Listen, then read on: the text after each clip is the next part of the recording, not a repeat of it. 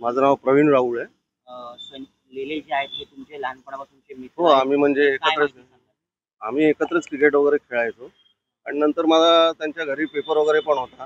हां. नंतर म्हणजे आपलं म्हणजे एवढं त्यांच्याशी म्हणजे हे होतं की त्यांच्या आई वडील वगैरे पण आहेत ना, ते कधी मी त्यांच्या घरी बिल वगैरे घ्यायला गेलो तरी असं कधी त्यांनी मला बाहेर बिल वगैरे दिले नाही. या घरात बसा किंवा चहा हे. आणि हा संजय पण एवढा म्हणजे सगळ्यांशी ज्या मित्रांशी होता ना, मन मिळावं एकदम. हं. आणि कधी कुठे रस्त्यात वगैरे भेटला तरी हाक मारल्याशिवाय काय प्रवीण कसा आहेस.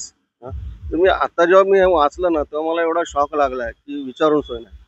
आणि आता तो सध्या इथून म्हणजे समोर पहिले राहायचा, आता इथून सोडून पुढे कुठेतरी राहायला गेलाय. हं. मला काय तेवढी कल्पना संजय नाही. लेले यांचा स्वभाव कसा होता? नाही, एकदम सांगतो काय मनमिळावा होता आणि फार म्हणजे मस्करी वगैरे करणं किंवा हे करणं एकदम म्हणजे फ्रँकली होता सांगायचं. तुम्हाला ही माहिती कधी कळली आणि मी आता सकाळी जेव्हा पेपर बघितला तेव्हाच मला समजलं.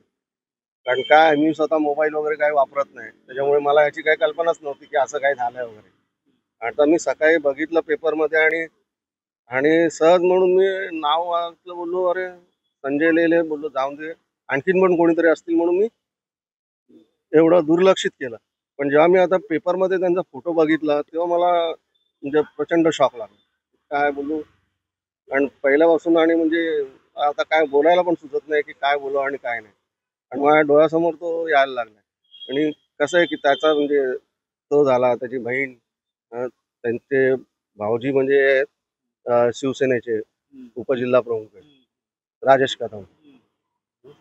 तर सगळं म्हणजे चांगला परिचय आणि ते लहानपणापासून त्यांची समोरची बिल्डिंग जी आहे ते त्यांचीच होती जागा. हं. आपण आता ह्याच्या बाबतीत आपण काय बोलूच शकत नाही, कारण काय माहितीये का, मृत्यू कुठे आणि कसा येईल ह्याचं कोणाला सांगू नाही शकत. ही पहिली गोष्ट आहे. आणि दुसरी गोष्ट असं आहे की बाबा हे सरकार जे म्हणतंय की बाबा दहशतवाद संपला, दहशतवाद संपला, मग हे काय आहे आता. हं? ह्याच्याकडे लक्ष द्यायला पाहिजे.